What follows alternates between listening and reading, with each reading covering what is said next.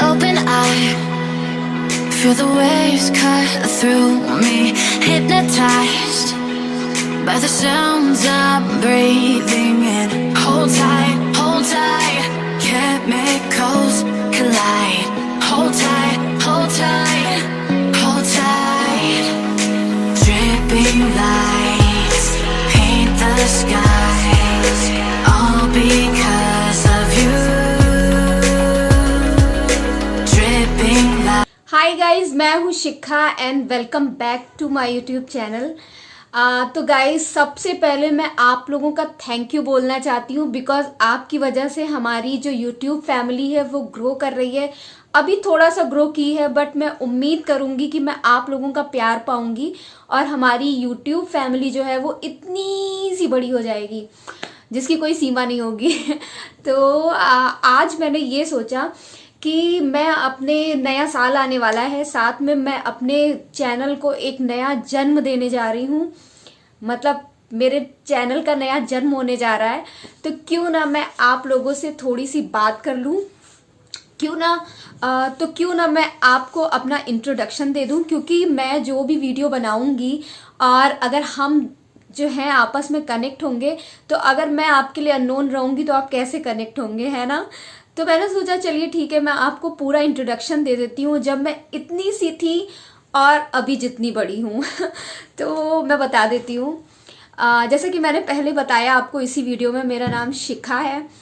मेरा जो date of birth है, हालांकि लड़कियां बताती तो नहीं है, बोलते उम्र नहीं बतानी चाहिए, बट चलो मैं बता देती हूँ।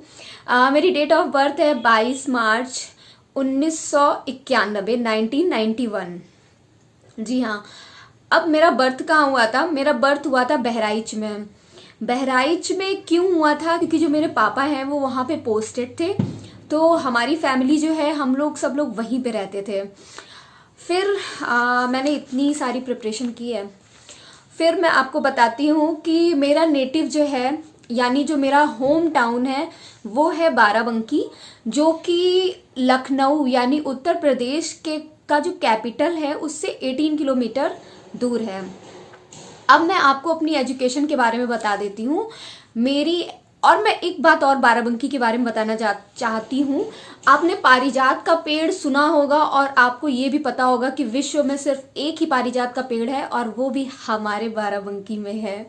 जी हाँ। और दूसरी चीज़ मैं आपको बताती हूँ मेरी एजुकेशन के बारे में। मेरी जो एजुकेशन है वो हुई है बहराइच प्लस बाराबंकी से। बहराइच में मैंने 12th तक पढ़ाई की है और बाराबंकी से मैंने अपना ग्रेजुएशन किया है। ग्रेजुएशन में मैंने किया है बीटेक, यानी मैंने कंप्यूटर साइंस से बीटेक किया है, इंजीनियरिंग की है। अब मैं बताती हूँ उसके बाद मेरी जॉब के बारे में। तो बीटेक करने के बाद जो है 6 महीना तो मैंने सोचा गवर्नमेंट जॉब की प्रिपरेशन की जाए, क्योंकि मम्मी पापा का वही कहना था। एसएससी में मैंने तैयारी की और हालांकि मैं अच्छा स्कोर कर रही थी, मतलब जो पेपर्स वगैरह थे, पुराने पेपर्स जो थे वो मैं लगाती थी, अच्छा स्कोर करती थी।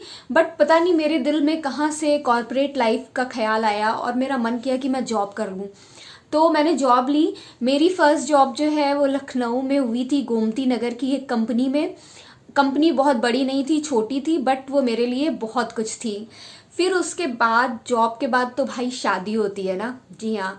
तो शादी मेरी हुई थी 18 अप्रैल 2017 में। तो जॉब जो है मेरी, जब शादी होने वाली थी उसके 5 दिन पहले मैंने अपनी जॉब से छुट्टी ली थी। और मतलब मैंने ज़्यादा छुट्टी नहीं ली थी इवन। और मेरी जब इंगेजमेंट हुई थी तो इंगेजमेंट वाले दिन ही मैंने छुट्टी ली थी, उसके एक दिन पहले से मैंने कोई छुट्टी नहीं ली थी। फिर मैं आपको बताती हूँ 17 में मेरी शादी हुई। मेरी शादी जो है वो अयोध्या से हुआ है, मतलब जहाँ राम जी की जन्मभूमि है, तो मैं अयोध्या की बहू हूँ। फिर उसके बाद मैं बताती हूँ मेरी नई जॉब। तो जैसा कि मैंने आपको बताया, मुझे ज़्यादा ऑफ लेना बिल्कुल पसंद नहीं था। शादी के 5 दिन पहले मैंने सिर्फ छुट्टी ली थी। तो अब शादी के बाद में घर पे कैसे बैठती, शादी के बाद मैंने जैसे कि अप्रैल मेरी शादी हुई थी और 15 जून को मेरी फर्स्ट बेंगलोर में फर्स्ट जॉब जो मैंने ली थी उसका ज्वाइनिंग डेट था।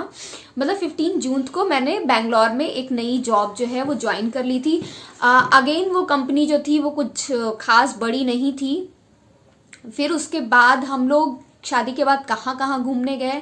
शादी के बाद हम लोग सबसे पहले ऊटी गए थे, उसके बाद हम लोग पुदुचेरी यानी पौंडीचेरी गए थे। वो हम लोग गए थे 1 जनवरी को बिना कोई बुकिंग के। तो प्लीज़ आप लोग मत जाइएगा 1 जनवरी को कहीं भी किसी बुकिंग के बिना, क्योंकि बहुत प्रॉब्लम होती है यार, हमने झेला है। फिर जो थर्ड जो हमारा लोकेशन था वो था गोवा।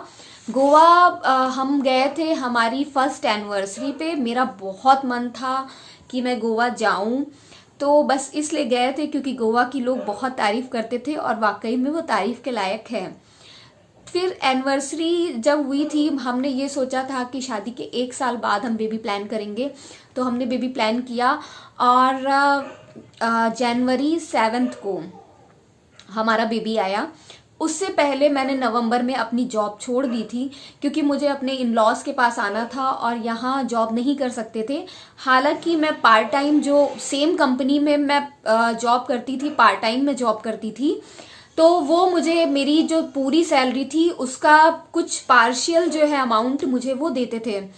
और यहाँ अभी कुछ ख़त्म नहीं हुआ था। मेरी जब डिलीवरी हो गई तो जब 10-15 दिन मैंने 10 दिन देखा कि मुझे कोई काम नहीं आ रहा है ऑफिस से, तब मैंने ऑफिस में फिर से मेल किया कि मुझे क्या हुआ, मुझे काम नहीं आ रहा है। तो मुझे बोला गया कि मुझे लगा आप ब्रेक पे होंगे इसलिए नहीं आ रहा था। फिर एकदम सडनली मेरे ऊपर इतना ज़्यादा काम आ गया ऑफिस का कि मैं आपको बता नहीं सकती। बहुत ज़्यादा काम आ गया था। मैं बेबी मैनेज करती, मैं ऑफिस का काम मैनेज करती, मैं घर मैनेज करती, क्योंकि मैंने घर के काम भी बहुत जल्दी शुरू कर दिए थे। 20वें दिन से ही मेरा जो है सी सेक्शन हुआ था। लोग बहुत बोलते हैं कि तुमने कैसे किया। सी सेक्शन हुआ था मेरा और 20वें दिन से मैंने घर का काम स्टार्ट कर दिया था। तो मतलब सारी चीज़ें आसान नहीं थी मेरे लिए, बट मैंने किया।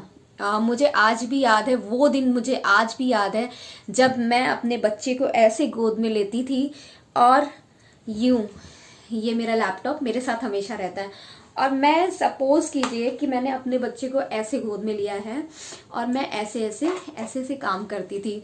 तो मैं आपको सच बताऊं, वो एक दिन मतलब वो एक टाइम है जब मैं उस टाइम को सोचती हूँ ना, तो यार मेरे को एक अंदर से शक्ति पूरी आ जाती है कि यार उस टाइम मैंने कैसे मैनेज किया था मैं जानती हूँ।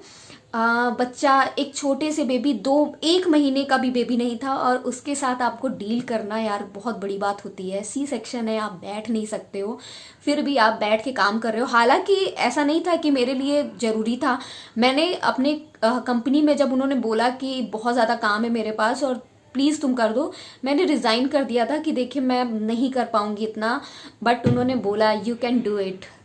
तब मुझे लगा कि हाँ आई कैन डू इट और मैंने वो सारा काम किया और उसके रिवार्ड में मुझे 5 दिन के काम में मुझे पूरे मंथ की सैलरी मिली प्लस 10K एक्स्ट्रा मेरी कंपनी की तरफ से मुझे बोनस में मिला। और रियली गाइज मैं बहुत ज़्यादा खुश थी। और वो दिन है वो, और ये आज का दिन है कि मुझे ऐसा लगता है कि मैं कुछ भी कर सकती हूँ। हिम्मत से मैं बिल्कुल भी नहीं घबराती हूँ गाइज। तो फिर उसके बाद मैं आपको बताऊँ, सफ़र अब शुरू हुआ था मेरा जब मेरा बेबी हुआ।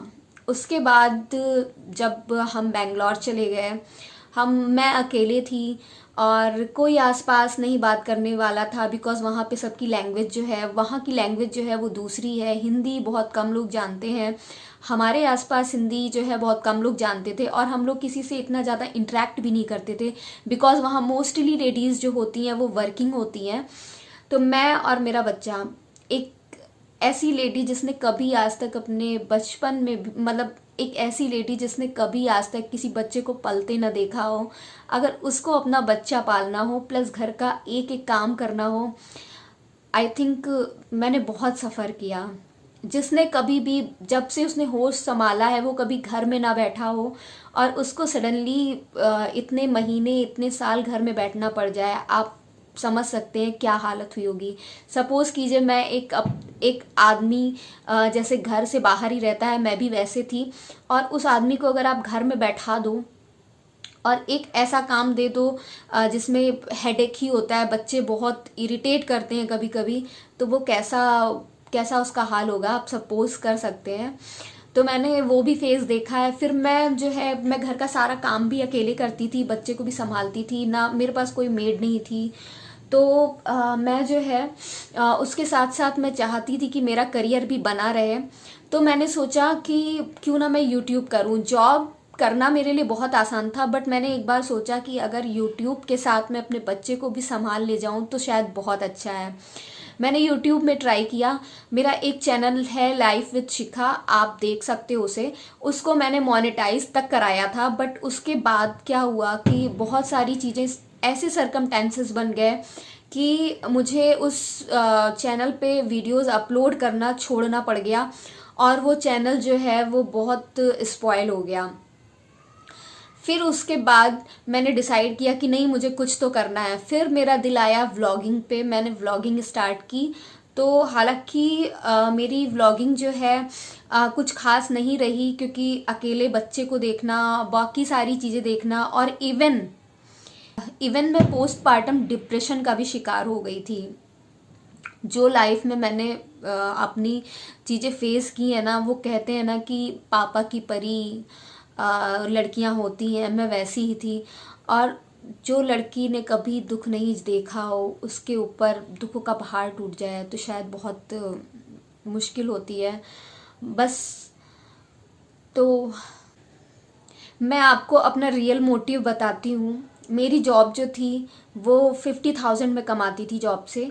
तो मेरा रियल मोटिव जो है यूट्यूब पे आने का बस ये था यार कि ऑफिस में मुझे 10 लोग जानेंगे, 20 लोग जानेंगे, और यूट्यूब में अगर मैं बहुत अच्छा कर ले गई, आप लोगों का प्यार मिला, तो शायद मिलियंस में मुझे लोग जाने। और बहुत एक सपना था यार कि मैं कहीं जाऊं तो मुझे आप लोग मिले और मुझे पहचाने। बस ये सपना मेरा बहुत ज़्यादा था मेरे अंदर, और इसीलिए मैंने यूट्यूब ज्वाइन किया। तो गाइज़, आई होप आप लोगों को बहुत सारी चीज़ें क्लियर हो गई हो। अगर कुछ अभी क्लियर नहीं हुआ हो तो प्लीज़ आप मुझे कमेंट करके बता सकते हैं, मेरे को पूछ सकते हैं आप। तो गाइज़, ये था मेरा वीडियो। आई होप आप लोग को अच्छा लगेगा। अच्छा लगे तो प्लीज़ मेरे चैनल को सब्सक्राइब कर देना, वीडियो को लाइक कर देना। और guys, again thank you so much जो लोग मेरा वीडियो देख रहे हैं, अपना इतना कीमती टाइम निकालकर मेरे पास मेरे वीडियो को देख रहे हैं, मुझे समझ रहे हैं।